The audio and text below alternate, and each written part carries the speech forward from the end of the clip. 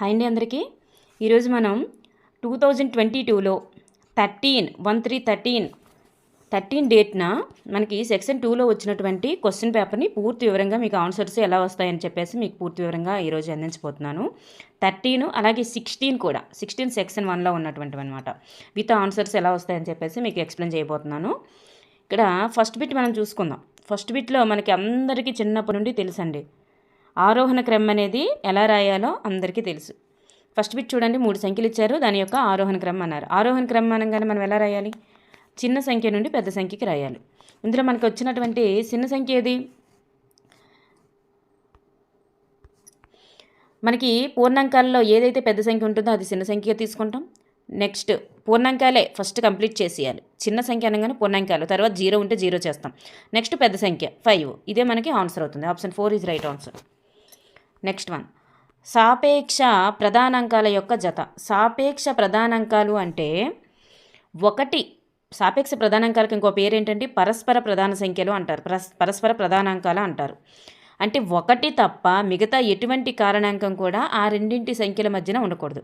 ఆ రెండింటి సంఖ్యలకు కూడా ఒకటి తప్ప ఎటువంటి కారణాంకము ఉండకూడదు అన్నమాట. వాటినే మనం సాపేక్ష ప్రధానాంకాలు అంటారు. అయితే ఇక్కడ కాని జత అన్నారు. ఇక్కడ చూడండి, 7, 15 తీసుకున్నాం అనుకోండి, ఒకటి తప్ప ఇంకే సంఖ్య కూడా వాటి కారణాంకం ఉండదు.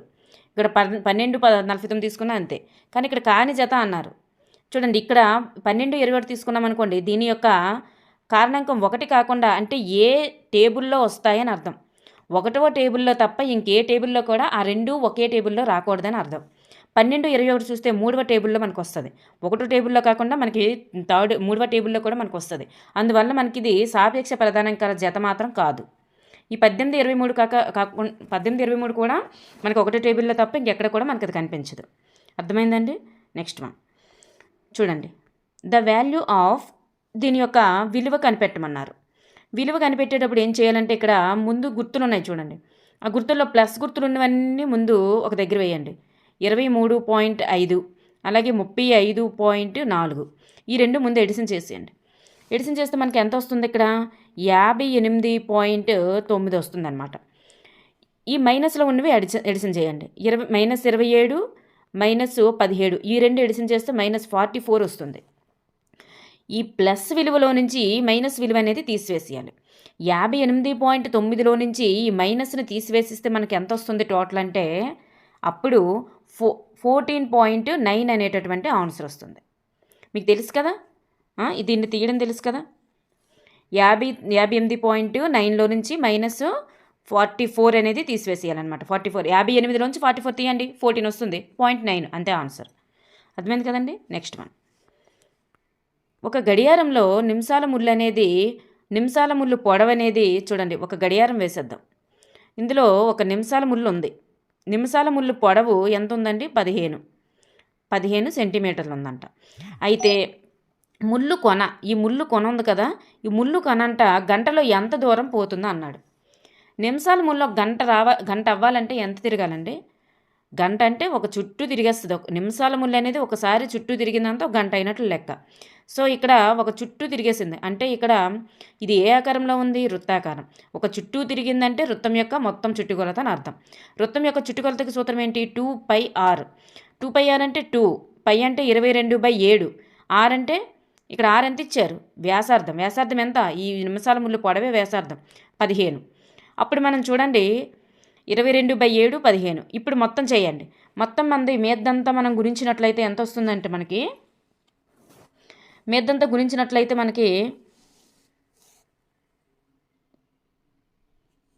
660 వస్తుంది. 660ని 7తో భాగించండి. 660ని 7తో కనుక మీరు భాగించారంటే ఆన్సర్ ఏమొస్తుందంటే మనకి అక్కడ 94.20 అనేది వస్తుంది అనమాట. అర్థమైందండి? 7 9 అంటే 63, 7 9 జారు. నెక్స్ట్ 60 వస్తుంది. 7 4 63 కదండి, ఇక్కడ 30 వస్తుంది. 7 4 28.2. ఓకేనండి? నెక్స్ట్ వన్, ఒక సీసాలో 2.2 లీటర్లు పళ్ళరసం ఉందంట. దానిని ఇక్కడ లీటర్లో ఇచ్చారు చూడండి, లీటర్ల పళ్ళరసం ఉంది. దానిని 200 ml ఘనపరిమాణం గల కప్పుల్లో నింపితే, ఇక్కడ లీటర్లో ఇచ్చారు, ఇక్కడ మిల్లీ లీటర్లో నింపమంటున్నారు. ఒకటి చూడండి, ఇక్కడ ఒక సీసా ఉందనుకోండి. సీసాలో ఎంత ఉందండి? 2.2 లీటర్లు. దాన్ని మనం మిల్లీ లీటర్లోకి మార్చేద్దాం. మిల్లీ లీటర్లోకి మార్చాలంటే ఏం చేయాలి? 1000తో మనం గుణించాలి. 1000తో గుణించాలి. ఇక్కడ పాయింట్ ఉంది. ఈ పాయింట్ పోవాలంటే ఇక్కడ ఒక సున్నాన్ని కట్ చేయండి. 2200 మిల్లీ లీటర్లు ఉందన్నమాట. అయితే దీన్ని ఇన్ని ఘనపరిమాణాన్ని గల కప్పులు ఎన్ని పేర్చచ్చు అన్నారు. అంటే 200 మిల్లీ లీటర్లు, 200 మిల్లీ లీటర్లు, 200 మిల్లీ లీటర్లు, ఇలా ఎన్ని నింపవచ్చు అని అంటున్నారు. అంటే అప్పుడు మనం ఏం చేయాలి? 2200/200 వేయాలి, భాగించేయాలన్నమాట. అప్పుడు ఇక్కడ 2 సున్నాలకి ఇక్కడ 2 సున్నాలు కట్ అయిపోద్ది. 2 ఎంతలు? 2 11 అనమాట. 2 11 జార్. సో ఆన్సర్ ఈజ్ 4 అవుతుంది. నెక్స్ట్ వన్, క్రింది వానిలో సౌష్ఠవ పటం కాని అక్షరం. ఇక్కడ కాని అక్షరం అని అడిగారు చూడండి. ఇక్కడ ఏ ఉంది? సౌష్ఠవ పటం అంటే ఇలా మధ్యలో మనం గీత గీసామనుకోండి, రెండు వైపులా కూడా ఆపోజిట్ వెర్షన్లో కనిపించాలి. అంటే బింబ ప్రతిబింబంగా ఒకేలా కనిపించాలి, ఒకేలా కనిపిస్తున్నాయి. బి ఉంది, దానికి అడ్డంగా గీత గీసాం, ఇక్కడ కూడా మనకి రెండు వైపులు ఒకే రకంగా కనిపిస్తుంది. ఎఫ్ ఉంది, మనం ఎలా గీసినా కానీ అది మనకి బింబ ప్రతిబింబ రూపం అనేది రాదు. ఇప్పుడు చూడండి, ఎఫ్కి ఇలా గీసామనుకోండి, రెండు వైపులు బింబ ప్రతిబింబం రాలేదు. లేదు మనం ఇలా గీసామనుకోండి, ఇలా గీసినా రాలేదు. సో మనకి ఆన్సర్ 3 అవుతుంది, కానిది అన్నారు కాబట్టి. ఈకి గీసినా కానీ మనకి ఇక్కడ మధ్యలో గీసినా ఇలా మీద వైపుది కింద వైపుది బింబ ప్రతిబింబ రూపం వచ్చింది. సౌష్ఠవ పటం కానిది ఏదంటే ఎఫ్ అనేది కాదు. నెక్స్ట్ బిట్ చూద్దాం. ఇక్కడ చూడండి, మనకి ఇలా 4 డాట్స్ అనేటటువంటివి మధ్యలో వచ్చాయి అనుకోండి. 4 డాట్స్ అనేటటువంటివి ఇలా మనకి మధ్యలో వస్తే ఏం చేయాలంటే దానికి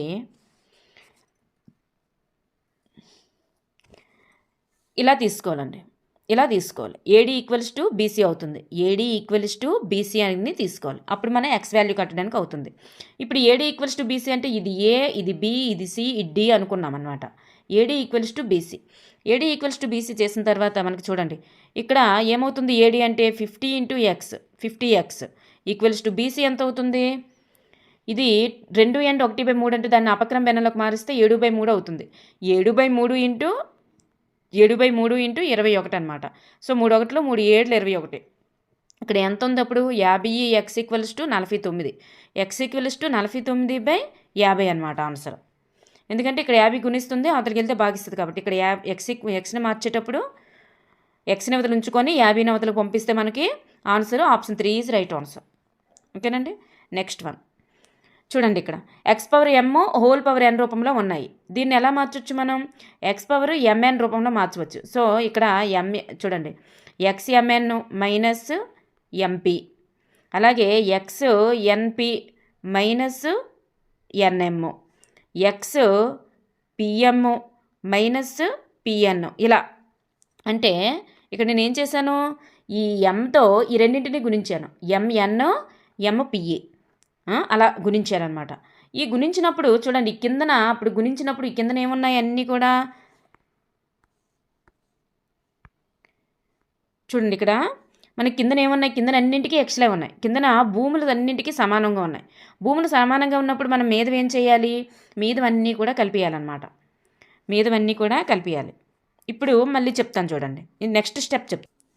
ఇప్పుడు నెక్స్ట్ స్టెప్లో ఏమొస్తుందంటే చూడండి, x⁴mn మైనస్ ఎన్పి ఇవన్నీ కలుపుతున్నాం కదా, plus NP minus NM, next plus PM minus PN ఇలా వచ్చాయి. సో మనకి ఇక్కడ ఎంఎన్ అన్న ఎన్ఎం అన్న ఒకటే, ఇక్కడ ప్లస్ ఉంది, ఇక్కడ మైనస్ ఉంది కాబట్టి కట్ అయిపోతాయి. ఎన్పి అన్న పిఎన్ అన్న ఒకటే, కట్ అయిపోతాయి. నెక్స్ట్ పిఎన్ అయినా కట్ అయిపోతాయి. ఇక్కడ మైనస్, ఇక్కడ ప్లస్, ఒకటి ప్లస్ ఒకటి మైనస్లో ఉన్నాయి చూడండి. ఇక్కడ పిఎన్, ఇక్కడ minus PN. Next MN NM cut అయింది. నెక్స్ట్ ఇక్కడ ప్లస్ ఎన్పి కట్ అయింది, ఇక్కడ మైనస్ పిఎన్ ఉంది కదా, ఇది కట్ అయింది.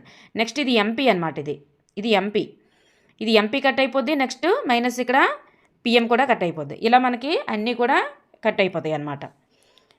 ఇది సెకండ్ది ఎంపీ అనమాట. ఏదైనా మైనస్ ప్లస్లో ఇక్కడ అన్నీ కూడా ఈక్వల్గా ఉంటాయి, కట్ అయిపోద్ది. అప్పుడు మనకి ఇక్కడ ఎక్స్ పవర్ ఇవన్నీ కూడా ఎక్స్ పవర్లో ఉన్నాయి. సో ఎక్స్ పవర్ 0 అయిపోయిన తర్వాత దాని ఆన్సర్ ఎలా వస్తుందంటే 1 అవుతుంది అనమాట. ఓకేనండి. Option 2 is right answer. Next one చూడండి, చాపం పొడవు ఎల్ ఇచ్చారు. అయితే వృత్త వ్యాసార్థం 6 ఇచ్చారు. అప్పుడు సెక్టర్ వైశాల్యానికి సూత్రం ఏంటి? సెక్టర్ వైశాల్యానికి సూత్రమే అడిగారు. ఇక్కడ ఏం మనకు ఆయన చేయడానికి ఏం లేదు. LR/2 సెక్టర్ వైశాల్యానికి సూత్రం LR/2 అనమాట. నెక్స్ట్ వన్ చూద్దాం. ఇక్కడ చూడండి, దీని యొక్క విలువ కనిపెట్టమన్నారు. √1296. ఇప్పుడు మనము ఇలాంటి రూట్ విలువ కనిపెట్టాలనుకున్నప్పుడు ఏం చేయాలంటే సంభాగాలుగా విభజించండి. సంభాగాలుగా విభజించినప్పుడు ఇది 4 సంఖ్యలు కాబట్టి 2 సంఖ్యలుగా విభజించారు. ఈ మొదటి 2 సంఖ్యలు అనేది ఏ సంఖ్య యొక్క వర్గంకి దగ్గరలో ఉంది? 3కి దగ్గరలో ఉంది. 3 3ల 9కి దగ్గరలో ఉంది. 4 4ల 16కి దగ్గరలో ఉంది. అంటే 3 కంటే ఎక్కువగాను, 3 యొక్క వర్గం కంటే ఎక్కువగాను, 4 యొక్క వర్గం కంటే తక్కువగాను ఉందన్నమాట. అంటే ఈ రెండింటి మధ్యలో ఉందన్నమాట ఆన్సర్. ఈ రెండింటి మధ్యలో ఉందన్నమాట. అందుకే మీరేం చేయాలి? అప్పుడు మీరు ఏం చేయాలంటే ఈ 30కి 40కి మధ్యలో ఉన్నటువంటి సంఖ్యను మీరు తీసుకోవాలి. అప్పుడు తీసుకొని ఒకసారి గుణించారనుకోండి. ఇక్కడ 36, 30కి 40కి మధ్యలో ఉన్న సంఖ్య ఇది 36. ఈ 36ని మీరు 36 × 36 చేయండి, తప్పనిసరిగా అటు ఆన్సర్ వస్తుంది. మీరు డైరెక్ట్గా అన్నింటినీ గుణించి దానికంటే సంభాగాలుగా చేసేసి ఇది ఏ సంఖ్యలకి దగ్గరలో ఉందని చెప్పేసి చూసుకొని అలా చేసేస్తే ఈజీ అయిపోతుంది అనమాట. అన్నింటితో మీరు చేయని అవసరం లేకుండా డైరెక్ట్ ఆన్సర్ తెలిస్తే ఏం లేదు. మీకు వర్గాలు గట్టి వచ్చనుకోండి, ఏమీ లేదనమాట. డైరెక్ట్ ఆన్సర్ తెలిస్తే well and good. Next one, 20 మీటర్ల బట్ట ఖరీదు మనకి ఇచ్చారు. 20 మీటర్ల బట్ట ఖరీదు ఎంత అయింది? అయితే ఇన్ని మీటర్ల బట్ట ఖరీదు ఎంత? మనకు అందరికీ తెలుసండి అది. అంటే ఏంటి? ఫస్ట్ 1 మీటర్ బట్ట ఖరీదు కావాలంటే 20 తోటి భాగించేయండి. అప్పుడు మనకి 0కి 0 పోతే 2 ఎంతలు? 2 80లు. మనకి 1 మీటర్ బట్ట ఖరీదు వచ్చింది. అప్పుడు 24.5 మీటర్ల బట్ట ఖరీదు ఎంత? 1 మీటర్ బట్ట ఖరీదు 80 అయితే 24.5 మీటర్ల బట్ట ఖరీదు కావాలంటే ఇంటూ 80 చేసేయడమే. ఆన్సర్ ఎంత వస్తుంది మనకు? అప్పుడు answer option 2 is right answer. 1960 వస్తుందన్నమాట. ఓకేనండి. నెక్స్ట్ బిట్ చూద్దాం. చూడండి, క్రింది వానిలో 5x + -9 ఇలా ఇచ్చేసారు. 15x - 9 అని ఇచ్చారు. ఇది సమీకరణం కాదు. ఒక ఎక్స్ అనే స్థిరరాశి, అది ఒక సింపుల్గా ఇచ్చారు, అదైతే కాదు. ఇది ఒక సమాసం అండి. ప్లస్తోని మైనస్తోని ఉన్నటువంటి వాటినే మనం సమాసం అంటారు. ఇక్కడ మైనస్ అనేటటువంటిది ఒకటి ఉంది కాబట్టి ఒక చరరాశికి స్థిరరాశుల్ని కలిగి ఉంటూ ప్లస్ మైనస్తో కలిగి ఉండేది సమాసం అనమాట. ఇది ఆప్షన్ 2 ఈజ్ రైట్ ఆన్సర్. దీన్ని సమాసము అని అంటారు. నెక్స్ట్ వన్, ఇది ఒక సమీకరణం అయితే కాదు. సమీకరణం అంటే ఈక్వల్స్ టు అని చెప్పి చూడండి, ఈక్వల్స్ టు 0 అలాంటి వస్తేనే సమీకరణం అవుతుంది. ఖచ్చితమైన వాక్యము కాదు. ఇది ఒక స్థిరరాశి అనడానికి కూడా కాదు. ఇది ఒక సమాసం. స్థిరరాశి అనాలంటే ఓన్లీ 15x అని అన్నారనుకోండి, ఇది ఒక్కటే స్థిరరాశి అవుతుంది. ఓకేనండి. నెక్స్ట్ వన్, ఇది చరరాశి అవుతుంది. 9 అనేది స్థిరరాశి అవుతుంది. నెక్స్ట్ వన్, స్థిరం అంటే మార్పు ఉండదన్నమాట. ఇందులో సమీకరణాన్ని సాధించమన్నారు. చూడండి, ముందు అపక్రమ భిన్నంలోనికి వాటిని మార్చండి. 37/4 వస్తుంది. ఈక్వల్స్ టు y - 4/3 వస్తుంది. y - 4/3 వస్తుంది. అప్పుడు మనకు y వాల్యూ కావాలి. y వాల్యూ కావాలంటే ఏం చేయాలి? ఈ మైనస్లో ఉన్న వాల్యూని వదలకు తెచ్చేయండి. సో 37/4 ఇక్కడ మైనస్లో ఉంది కాబట్టి ఇక్కడ ప్లస్ అవుతుంది. 4/3 ఈక్వల్స్ టు y. అప్పుడు దీన్ని మీరు కసక్ కట్టండి. 4 × 3 ఎంత అవుతుంది? 12. అప్పుడు 4 ఎంతలు? 3. 3 × 37 ఎంత అవుతుంది? ఇక్కడ 3 × 37 111 ప్లస్ 16. 16 ఎందుకు వస్తుంది? 3 ఎంతలు 12, 3 4లు 12. సో 4 × 4 16. సో ఇక్కడ ఆన్సర్ ఎలా వస్తుందంటే మనకి ఇక్కడ option 2 is right answer. Option 2 అనేది మనకు వస్తుంది. 127/12 అనేది వస్తుంది. ఇక్కడ మొత్తం కలిపితే 127 వస్తుంది. 12 అనేది ఆన్సర్ అవుతుంది. Next one, GCD of 45 and 63. అంటే ఇక్కడ మనకి GCD అంటే గసాక అనమాట. గసాక అంటే మీనింగ్ ఏంటంటే ఫస్ట్ ఇచ్చిన సంఖ్యలను భాగించేటటువంటి గరిష్ట సంఖ్య ఏది? ఈ 2 సంఖ్యలని భాగించేటటువంటి గరిష్ట సంఖ్య. 3 అనేది భాగిస్తుంది, కానీ అది మాత్రమే గరిష్ట సంఖ్య అవుతుందా? కాదు. 6 అనేది 2 సంఖ్యలని భాగించదు. 12 కూడా 2 సంఖ్యలని భాగించదు. 9 అనేది 2 సంఖ్యలను భాగిస్తుంది. కానీ ఇచ్చిన సంఖ్యల్లో మనకి ఏది పెద్దది గసాక అంటే? 9 పెద్దది. కాబట్టి మనం ఇచ్చిన సంఖ్యలలో ఏదైతే భాగించేటటువంటి సంఖ్య అయ్యుండి పెద్దది అయ్యుండేదే మనకి గసాక అవుతుంది. సో మనకి ఇక్కడ ఆన్సర్ ఏమవుతుందంటే 9 అనేది మాత్రం ఆన్సర్ అవుతుంది. నెక్స్ట్ వన్ చూడండి, ఇది కూడా సూక్ష్మీకరించమన్నారు. సూక్ష్మీకరించమంటే మీకు అది ఏం లేదండి. ఇప్పుడు ఏం చేస్తారు? 2/5 వేసుకుంటారు. 2/5 ప్లస్ 3/7 మైనస్ వేసుకోవాలి. ఇక్కడ ప్లస్ని ఈ ప్లస్ ఇంటూ మైనస్ ఏమవుతుంది, -6/5, నెక్స్ట్ -13/7 ఇలా వేసుకోండి. ఇలా వేసుకున్న తర్వాత కిందవన్నింటికి ఇచ్చేయండి, కసక్ కట్టండి. కసక్ కడితే ఎంత వస్తుంది, 35 వస్తుంది. 35 వచ్చినాక మీద మీరు సింప్లిఫై చేయండి. అప్పుడు ఇక్కడ ఎంత ఉంది, మనకి 5 ఉంది. 5 7 జారు 35. సో 7 7 జారు 7 2 జారు 14 +15 -42 -65 ఇలా వస్తుంది. వచ్చినప్పుడు మనకి ఆన్సర్ ఎంత వస్తుంది, 29 - 107 వస్తుంది బై 35. సో 29 - 107 బై 35 వచ్చింది. అప్పుడు 29ని 107లోంచి 29 తీసేయండి. అప్పుడు ఎంత వస్తుంది మనకి, 78 వస్తుంది. కానీ పెద్ద సంఖ్య యొక్క ముందున్న గుర్తు ఎంత, -35. ఆన్సర్ ఏమవుతుంది, option 1 is right answer. Next one చూడండి, బహుళ నిష్పత్తి అన్నారు. బహుళ నిష్పత్తి అనేటప్పుడు ఎలా తీసుకోవాలంటే ఇలా తీసుకోవాలి. ఈ మొదటి సంఖ్య అంటే ఏసీ బీడీ అలా తీసుకోవాలన్నమాట. ఏసీ ఈక్వల్స్ టు బీడీ అవుతుందన్నమాట బహుళ సంఖ్య అంటే. బహుళ నిష్పత్తి అంటే ఏసీ ఈక్వల్స్ టు బీడీ అవుతుంది. అప్పుడు చూడండి, 3 5 ఎంత, 15 ఇష్టు ఎక్స్ అని చూడండి, ఇష్టు ఎక్స్ కాదు, 3 5 15, 8 7 56. 15:56 ఈక్వల్స్ టు 45:x అన్నారు. ఈ 15 ఎంతతో గుణిస్తే మనకు 45 వచ్చింది, 3తో గుణిస్తే. సో 56ని కూడా 3తో గుణించండి, ఆన్సర్ వచ్చేస్తుంది. 56ని 3తో గుణిస్తే ఎంత వస్తుంది, 168 వస్తుంది. అదే దాని ఆన్సర్. చూడండి 8 ఇక్కడ ఏసీ ఈక్వల్స్ టు బీడీగా ఏసీ ఇష్టు బీడీగా మార్చాలన్నమాట. ఏసీ అంటే 15, బీడీ అంటే 56.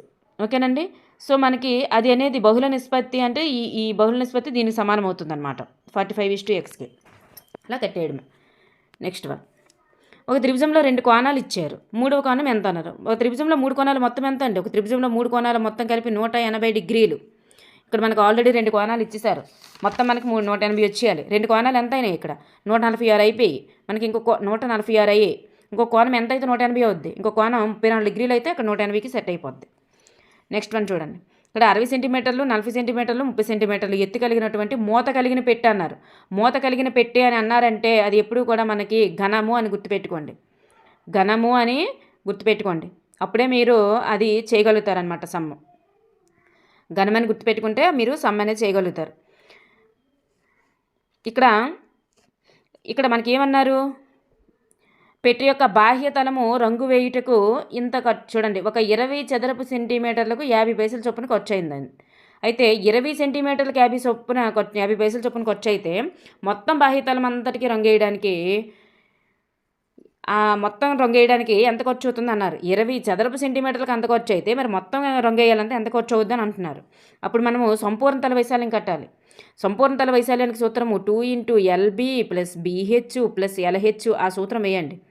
అప్పుడు మీరు 2 × ఆ BH ఇచ్చారే, భూమి ఇంటూ పొడవు ఇంటూ వెడల్పు, అంటే 6 4 24 240 ప్లస్ వెడల్పు ఇంటూ ఎత్తు వేయండి. సో 4 3 12 120 ప్లస్ ఎత్తు ఇంటూ పొడవు వేయండి. సో 3 6 3 18 ఇలా వచ్చింది. అప్పుడు మనకి ఎంత అవుతుంది, 5000. చూడండి, మనకి 54,000 వస్తుంది అనమాట అక్కడ. ఇది మొత్తం వాల్యూ కలిపితే దీన్ని ఇంటూ చేస్తే ఎంత వస్తుంది, 1,00,000 ఇలా వస్తుందన్నమాట. 1,08,000 వస్తుంది. అప్పుడు మనకి 20 చదరపు సెంటీమీటర్లకు 50 పైసలకు చొప్పున ఖర్చు అయితే దీనికి ఎంత ఖర్చు అవుతుంది అన్నారు. ఇందులో ఎన్ని 20లు ఉన్నట్లు, మనకి ఇందులో 5,420 ఉన్నట్లు అనమాట. సో మనకి అక్కడ 270 రూపాయలు అనేది ఖర్చు అవుతుందన్నమాట.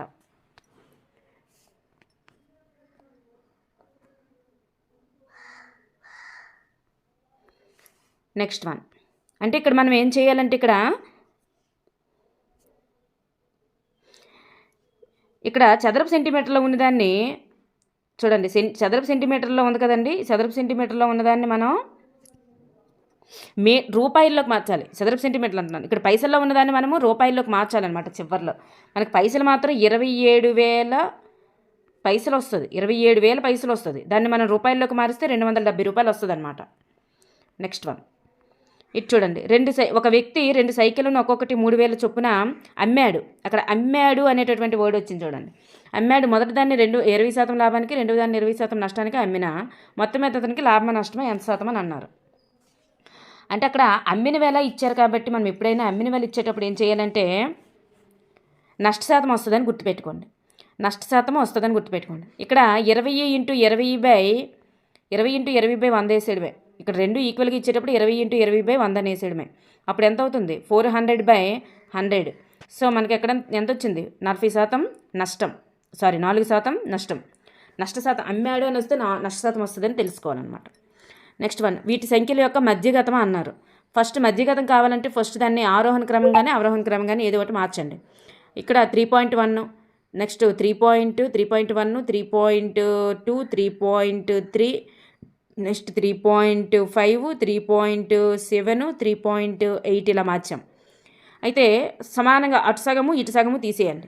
తీసేసిన తర్వాత మనకి మధ్యలో ఏమైనా సంఖ్య మిగిలితే అది మధ్యగతం అవుతుంది. మధ్యలో ఏదైనా సంఖ్య మిగిలితే మధ్యగతం అవుతుంది. మధ్యలో ఏ సంఖ్య మిగలలేదు అనుకోండి, అప్పుడు మనకి మధ్యలో ఏ సంఖ్య మిగలకపోతే అక్కడ ఏ సంఖ్య వస్తే మనకు మధ్యగతం అవుతుందో అంచనా వేయాలి. అక్కడ 3.3 తర్వాత ఈ 3.5 ఈ రెండింటికి మధ్యలో ఏం రావచ్చు? 3.4 రావచ్చు. సో అదే మధ్యగతం అవుతుంది. నెక్స్ట్ వన్ చూడండి. ఒక దీర్ఘచతురస్రాకార గడ్డి భూమి యొక్క పొడవు వెడల్పు ఇచ్చారు. దాని మధ్యలో 3 మీటర్ల వెడల్పు కలిగినటువంటి, ఇది నాకు కొంచెం తెలియదండి, దాని ఆన్సర్ మాత్రం మనకి ఇక్కడ ఆప్షన్ 2 అవుతుంది. నెక్స్ట్ వన్ చూద్దాం. 3 సమాసాలు మొత్తం మనకి ఇచ్చేసారండి. అందులో 3 సమాసాలు మొత్తం ఇచ్చేసారు. అందులో 2 సమాసాలు ఇచ్చేసారు. అప్పుడు మూడవ సమాసం కనిపెట్టలేమా? 3 సమాసాలు మనకి ఇచ్చేసారమ్మా. 3 సమాసాలు మొత్తం మనకి ఇచ్చారు. ఇందులో 2 సమాసాలు కూడా ఇచ్చారు. ఈ 2 సమాసాలు ఫస్ట్ యాడ్ చేసేయండి. ఈ 2 సమాసాలు యాడ్ చేస్తే మనకి ఎంత వస్తుంది? ఈ 2 సమాసాలు కూడా యాడ్ చేస్తే 7a² తెలుసు కదా మీకు, పొంచేద్దాం. 2a² ప్లస్ 3a ప్లస్ 2 ఉంది. ఇక్కడ next 3a² minus 4a plus 1 ఉంది. ఇక్కడ మైనస్ తీసుకుంటున్నాం. ఇక్కడ ఏమవుతుంది? 5a². ఇక్కడ మైనస్ అయినప్పుడు ఇక్కడ మైనస్ ఏ అవుతుంది. ముందు తీసివేయండి, పెద్దదాన్ని గుర్తువేయాలి. ప్లస్ 3 ఇది మనకు వచ్చింది. ఏంటి? ఈ రెండింటి యొక్క మొత్తం అనమాట. అప్పుడు మూడో సమాసం కావాలంటే ఏం చేయాలి? మొత్తం నుంచి రెండింటి మొత్తాన్ని తీసివేయాలి. మొత్తం ఎంత? మొత్తం 7a² చూడండి, ఏ స్క్వేర్లన్నీ ఒక దగ్గర పెట్టాలి. 7a² plus 13a plus 8. దీనిలో నుంచి 5a² మైనస్ a ప్లస్ 3 ఇది తీసివేయాలి. తీసివేసేస్తే మనకు వచ్చేస్తుంది ఆన్సర్. ఏమొస్తుంది మనకి? 2a² plus 14a plus 5. Option 1 is right answer. ఇప్పుడు ఆప్షన్ 1 అనేది ఈజీగా వచ్చేస్తుంది. అలా చేసేయడమే. అంటే ఏ స్కేల్ అన్న దగ్గర ఏలన్న దగ్గర అలా పెట్టండి. ఫస్ట్ ఈ 2 మనం కలిపేయాలి, తర్వాత మొత్తం దాంట్లో తీసివేసేయడమే. నెక్స్ట్ వన్, 2 సమాంతర సంఖ్యలలో తిర్యక రేఖకు ఒకవైపున గల అంతర్కోణాలు మొత్తం. 2 సమాంతర రేఖలు ఉన్నాయి. ఈ సమాంతర రేఖల్లో తిర్యక రేఖకు ఒకే వైపున గల 2 అంతర్కోణాల మొత్తం అన్నారు. ఒకే వైపున గల 2 అంతర్కోణాల మొత్తము ఎప్పుడు కూడా 180 డిగ్రీలు వస్తుంది. దాన్ని మనం సంపూరకాలు అంటారు. 2 అంతర్కోణాల మొత్తం ఎప్పుడు కూడా సంపూరకాలు. నెక్స్ట్ వన్, 2 సరళ రేఖలు ఒకదానికొకటి ఖండించుకున్నప్పుడు, 2 సరళ రేఖలు ఒకదానికొకటి ఇలా ఖండించుకున్నప్పుడు ఆ ఖండన రేఖల బిందువు వద్ద ఏర్పడిన అభిముఖ కోణాల జత. అభిముఖ కోణం అంటే ఇలా ఎదురెదురుగుండేవి. అభిముఖ కోణాలను ఏమంటారంటే శీర్షాభిముఖ కోణాలు అంటారు. నెక్స్ట్ వన్, మెథడాలజీ బిట్స్ అండి. నిగమన పద్ధతిని ప్రచారం చేసింది ఎవరు? నిగమన పద్ధతిని ఎవరండి ప్రచారం చేశారు? నిగమన పద్ధతిని ప్రచారం చేసింది మాత్రం Comenius. Option 3 is right answer. Next one, puzzles, riddles, కథలు మొదలైనవన్నీ కూడా ఈ విలువను పెంపొందిస్తాయి. పజిల్స్, రీడిల్స్, కథలు ఇవన్నీ కూడా దేన్నండి పెంపొందిస్తాయి? వినోదాత్మక విలువ, వినోదాన్ని పెంపొందిస్తాయి. నెక్స్ట్, పొడవు వెడల్పు లబ్ధాన్ని వైశాల్యం అంటారు. ఇది ఏమవుతుందండి? దీన్ని ఏమంటారు? ఇది ఒక సూత్రం. నెక్స్ట్ వన్, కూడిక తీసివేత రెండూ చేయగలిగిన విద్యార్థి ఈ భావనను అర్థం చేసుకోలేడు. కూడిక తీసివేత రెండూ చేయగలడు, కానీ వాడు ఈ భావనను అర్థం చేసుకోలేడు. దేన్నండి అర్థం చేసుకోలేడు? ఆప్షన్ 4 దీన్ని అర్థం చేసుకోలేడు అనమాట. గుణకారము ఆవర్తన సంకలనాన్ని అర్థం చేసుకోడు. గుణకారం వాడికి రాదు కదా అప్పుడే. నెక్స్ట్ వన్, 0 నియమాలను రచించినటువంటి భారతీయ గణిత శాస్త్రవేత్త ఎవరు? 0 నియమాలని రచించినటువంటి భారతీయ గణిత శాస్త్రవేత్త ఎవరండి? Mahavira. Next one, last and final bit. భిన్నాలలో కూడికలు నేర్పడానికి ఇది ఉపయోగపడుతుంది. భిన్నాల్లో కూడికలు నేర్పడానికి ఏది ఉపయోగపడుతుంది? గ్రిడ్ పేపర్ అనేది ఉపయోగపడుతుంది అనమాట. ఓకేనండి. Thank you everyone.